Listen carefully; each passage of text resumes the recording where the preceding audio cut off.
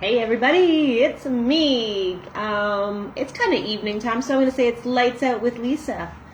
And I'm bringing you some positive energy reading, The Language of Letting Go by Beattie. You can tell it's getting evening time because I'm wearing my evening speckaroonies here. So we are reading March 21st, March 21. Considering commitment. Ooh, the C word, commitment. Okay. Commitments are very important. I'm really all about my commitment. Like if I say I'm going to be somewhere, I'm there. And if I'm not going to be there, then I give 24 hours notice. If I say I'm going to do something, I do it. And if I say that I'm going to complete a project, I get her done. If I say that I'm going to call a friend at a certain time, I do it. If I say that I'm going to, be at work, this is like I consider my word.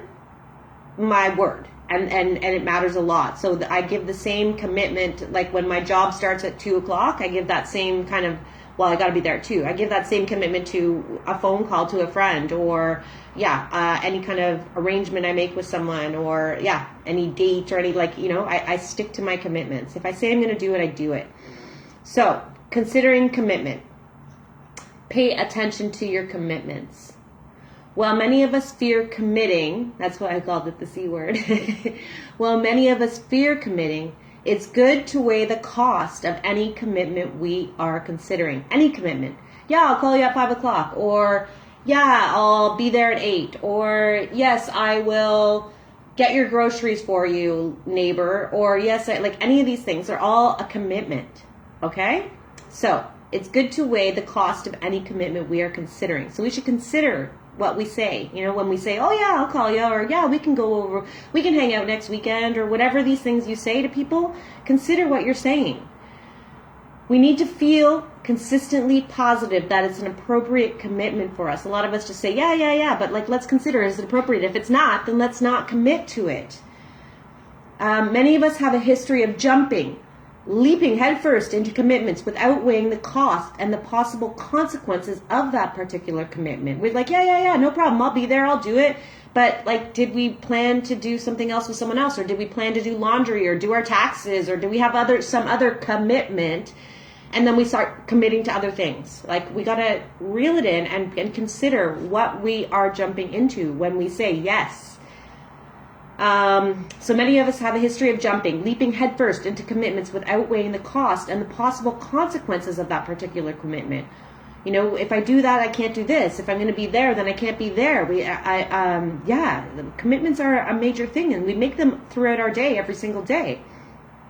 When we get into a commitment, we find that we do not really want to commit, and then we feel trapped.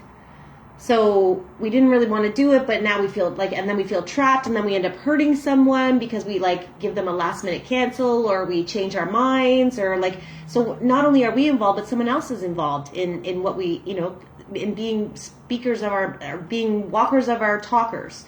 So we gotta follow through with what we say we're gonna do. So if we can't do it, we gotta say we can't do it, and so we gotta consider what we say we're gonna do. So.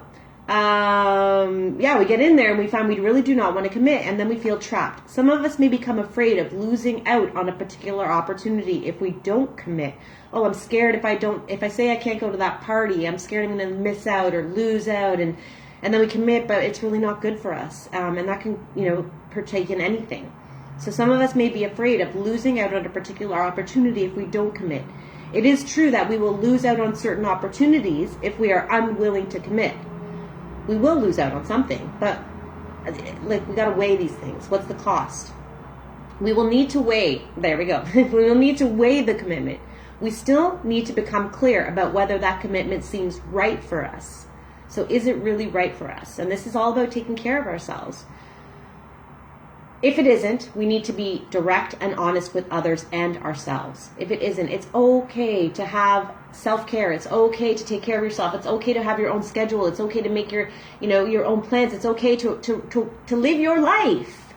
But don't overcommit and involve others in your lack of ability to commit to too many things. People pleasing comes into this kind of thing too. We want to please everybody. So we, yeah. And we say yeah everywhere, and then we're like, ah.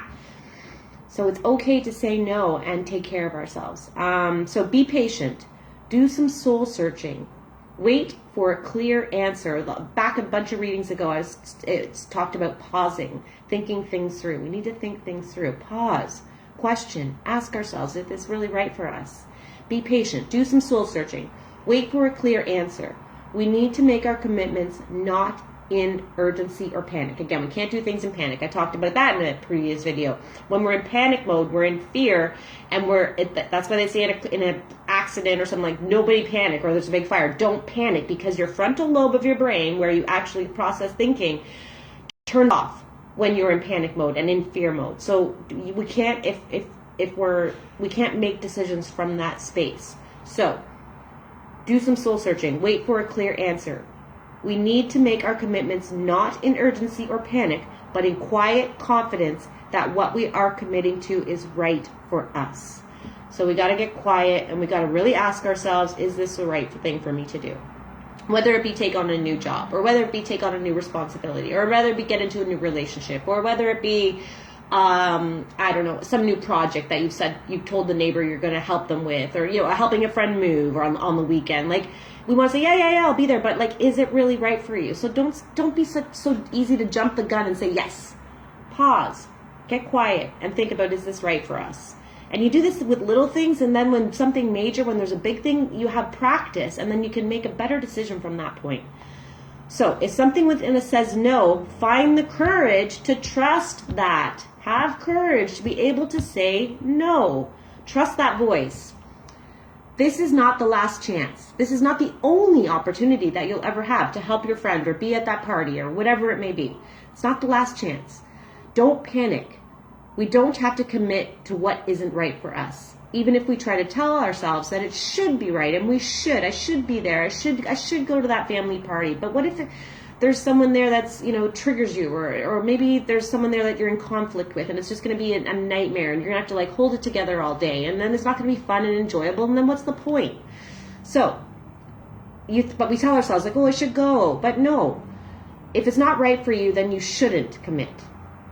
So often we can trust our intuitive sense more than we can trust our intellect about commitment. So trusting the gut. We often feel things in our guts like, ugh, that's not good, but then we go up to our heads and we rationalize and we think about it and then we talk ourselves into it when in our guts, initially, our guts told us no. We got to trust that gut, stop going to our heads. The longest journey is from the head to the heart, to the gut. Often we can trust our intuitive sense more than we can trust our intellect about commitments. In the excitement of making a commitment and a beginning, we may overlook the realities of the middle. That is what we need to consider. So we get excited. Oh, it's a new job. I should take it. Like it's exciting because it's new. But we overlook like the whole process. We don't have to commit out of urgency, impulsivity, or fear. Definitely not fear. We are entitled to ask, will this be good for me? So that's the only question you got to ask there. Quiet yourself and ask, will this be good for me? Taking care of ourselves. This is all about taking care of ourselves. Ask if this is, so will this be good for me? We are entitled to ask if this commitment feels right. It's okay to take care of yourself. It's okay to make a good decision for yourself. Hello. Here's the prayer for today. Today, God, guide me in making my commitments. Help me say yes to what is in my highest good and no to what isn't. Pretty simple, right? Yes. I will give serious consideration before I commit myself to any activity or any person. Oh, that neighbor's so nice and they asked me to walk their dog. I should just say yes. But no, I've had a long work day. I've got to still make dinner. I've got another commitment that we gotta weigh it out and say, is it really good for me? Of course, it doesn't mean you're not a nice person if you say no. It means if you're taking care of you, it doesn't matter. You're not hurting that person by taking care of you. Okay, I got to read this prayer again. This is so good. Today, God, guide me in making my commitments. Help me say yes to what is in my highest good and no to what isn't. I will give serious consideration before I commit myself to any activity or person.